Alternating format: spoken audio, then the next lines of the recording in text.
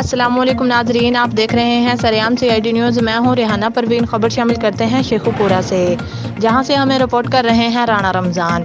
ان کا کہنا ہے Sheikhupura housing colony bypass نزد رائل پلیس لاہور روڈ پر تیز رفتار رکشہ بے قابو ہو کر الٹ گیا۔